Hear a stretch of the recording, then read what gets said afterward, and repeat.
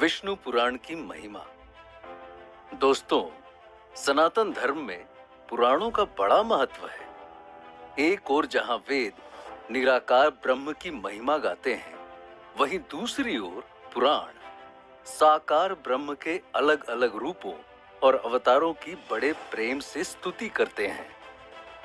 हजारों साल पहले महर्षि वेदव्यास जी ने 18 पुराणों की रचना की थी। हर पुराण ईश्वर के अलग रूप और अवतार को समर्पित है।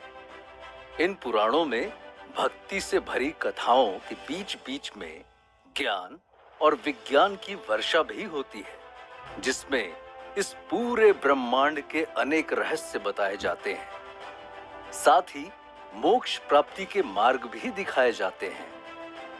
इस तरह से पुराण भक्ति और ज्ञान के अद्भुत संगम हैं। दोस्तों, इस शो में आप विष्णु पुराण की कुछ प्रसिद्ध कथाओं का आनंद लेंगे। ये सभी कथाएं किसी न किसी रूप से विष्णु भगवान या उनके अवतार से जुड़ी हुई हैं। आगे बढ़ने से पहले आइए विष्णु भगवान के बारे में कुछ बातें जान लेते हैं। दोस्तों, यह सृष्टि 3 मूल शक्तियों से चल रही है। पहली शक्ति है निर्माण शक्ति, यानी किसी भी नई चीज को जन्म देने वाली शक्ति। दूसरी शक्ति है पालन और संरक्षण करने वाली शक्ति, यानी जो बन चुका है उसका पालन पोषण कैसे हो, सुरक्षा संरक्षण कैसे हो, इसकी जिम्मेदारी लेने वाली शक्ति। और तीसरी शक्ति है संहारक शक्ति। जो बना है उसे एक दिन मिटना भी है, और यह काम संहारक शक्ति करती है। वैसे तो सभी कुछ एक ही ऊर्जा से बना है। ऊर्जा इकट्ठी होकर अलग अलग रूप ले रही है। यह अलग रूप देने का कार्य निर्माण शक्ति करती है, जिसके देव ब्रह्मा जी हैं।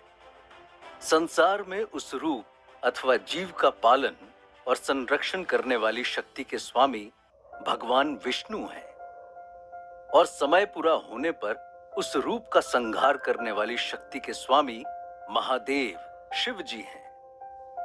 संहार के बाद हर जीव मिटकर फिर नए सिरे से नए रूप में वापस आता है, और इस चक्र से सृष्टि यूं ही चल रही है। इन तीनों शक्तियों को त्रिदेव के नाम से भी जाना जाता है।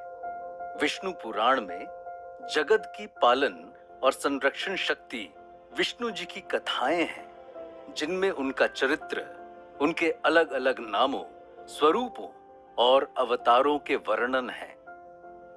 दोस्तों, विष्णु जी कुछ दूसरे प्रसिद्ध नामों से भी जाने जाते हैं, जैसे हरि, नारायण, जगदीश, श्रीधर, ऋषिकेश, पद्मनाभ, लक्ष्मीकांत आदि।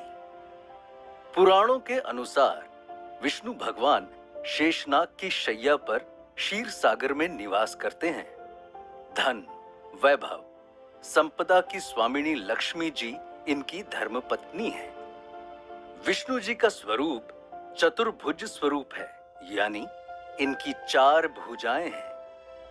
ये अपने नीचे वाले बाएं हाथ में पद्म यानी कमल, अपने नीचे वाले दाहिने हाथ में कौमुदी नाम की गदा, ऊपर वाले बाएं हाथ में पांचजन्य नामक शंख, और अपने ऊपर वाले दाहिने हाथ में सुदर्शन चक्र धारण किए रहते हैं। इनकी नाभि से एक कमल का फूल निकल रहा है, जिसके ऊपर ब्रह्मा जी विराजमान हैं। भगवान विष्णु को धर्म और मर्यादा का साक्षात स्वरूप कहा जाता है। कहते हैं, जो विष्णु भगवान की भक्ति करता है, साथ ही धर्म और मर्यादा का पालन करते हुए जीवन जीता है, उस पर लक्ष्मी माता भी कृपा बनाकर रखती हैं। उसे माया और मोक्ष दोनों की प्राप्ति होती है। दोस्तों, पुराणों के अनुसार भगवान विष्णु के 10 मुख्य अवतार हुए हैं, जो इस प्रकार हैं। पहला है मत्स्य अवतार।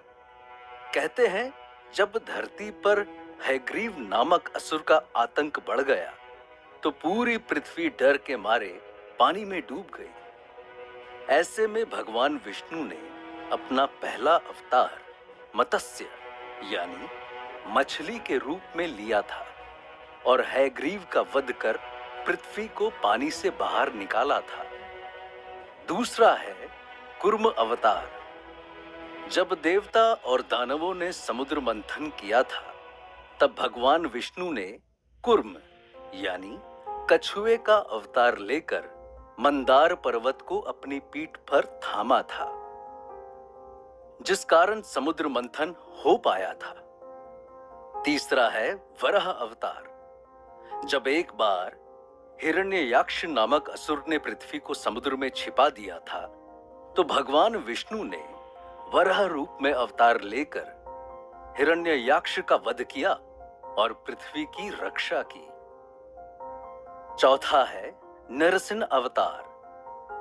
असुरों के राजा हिरण्यकश्यपु ने जब अपने ही बेटे प्रहलाद को अलग अलग तरीके से इसलिए मारना चाहा क्योंकि वह विष्णु भगवान का भक्त था, तब प्रहलाद की रक्षा के लिए विष्णु भगवान ने नरसिंह अवतार लेकर हिरण्यकश्यपु का वध किया था।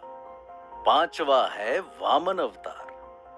असुरों के राजा बलि से देवताओं का राज्य बचाने के लिए भगवान विष्णु ने एक छोटे ब्राह्मण बालक के रूप में वामन अवतार लिया था और राजा बलि से उनका तीनों लोकों का राज्य बड़ी चतुराई से दान में ले लिया था। छठा अवतार है परशुराम अवतार।